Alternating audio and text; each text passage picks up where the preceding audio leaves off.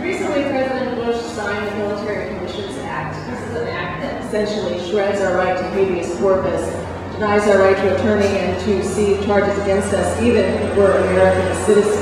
I'd like to know how you feel about this new law and where you think the line between liberty and security should be drawn.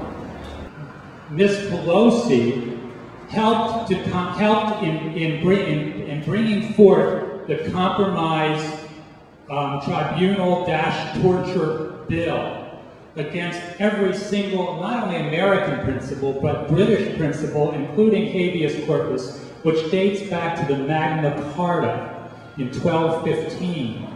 And she pretends to be progressive.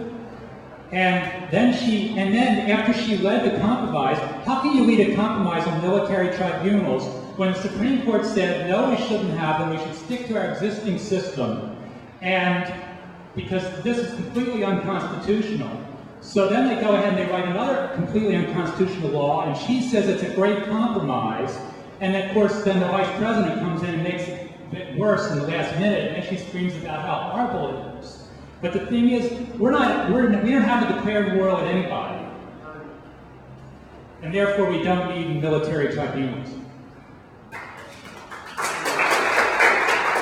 Yes, I agree with Philip, and I'm really glad he brought out all of that out, because I feel like what that points to again is that can't we all just get along mentality that the middle of the road Democrats have in order to get along with some of the most outrageous behavior on the part of the Republican Party to really strip us of all our civil liberties. I just feel like this is, just one more thing that allows, Bush to kind of take over the Constitution and take over our rights. And, I just think it's really specious to keep talking about this war on terror and how we have something so very, very different than we've ever had before. Really, when you look at the number of Americans that have actually been killed because of attacks on our soil directly, it's very, very few people compared to how many people the United States government has killed throughout the world, including the horror of Hiroshima and Nagasaki. So I just think that it's sickening that we just keep bringing up that somehow what's happening now is so terribly, terribly different that we need to clamp down on all our civil liberties